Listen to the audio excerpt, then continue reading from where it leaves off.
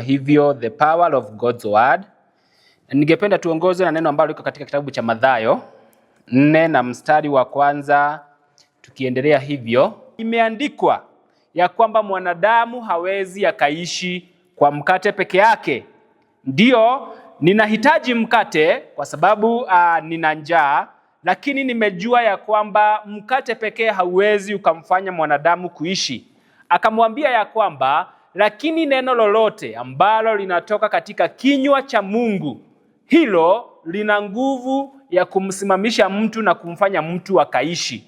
Jina la Bwana lipewe sifa.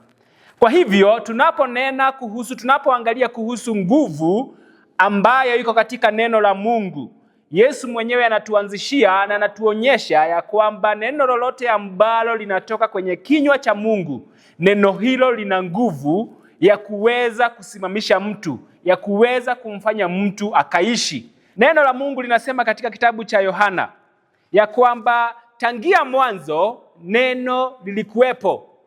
Kutoka pale mwanzoni neno limekuwepo. Na Yohana anasema ya kwamba nalo neno lilikuwa na Mungu, nalo neno lilikuwa Mungu mwenyewe. Yohana anazidi kusema ya kwamba kupitia neno vyote ambavyo vinapatikana katika dunia vilipatikana. Kwa hivyo kupitia neno ambalo lilitoka kwenye kinywa cha Mungu, mali yote, vitu vyote katika ulimwengu huu vilipatikana kupitia neno. Na anasema ya kwamba hakuna ambacho kilipatikana pasipo kuhusisha neno. Pasipokuwa na neno ambalo lilitoka katika kinywa cha Mungu, hakuna jambo ambalo lilingeweza kufanyika.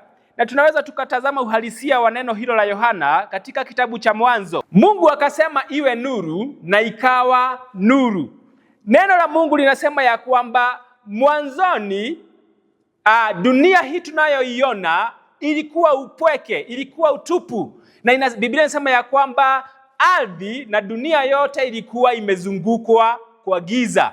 Mtu hangeweza kutamania kuitanishwa na mahali pale. Lakini Biblia inasema ya kwamba kupitia neno hili ambalo Yohana amesema ya kwamba hakuna ambacho kilipatikana pasipokuwa na neno. Biblia inasema ya kwamba kupitia neno Mungu akasema na iwe nuru. Kwa hivyo kupitia neno hili lililotoka kwenye kinywa cha Mungu, Biblia inasema ya kwamba nuru ikawa.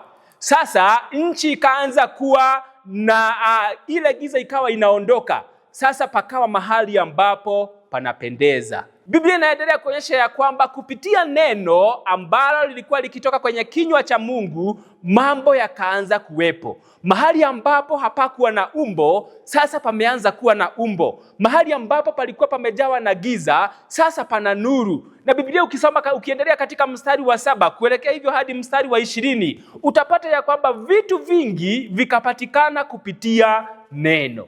Jina la Bwana litukuzwe. Kwa hivyo neno la Mungu lina nguvu.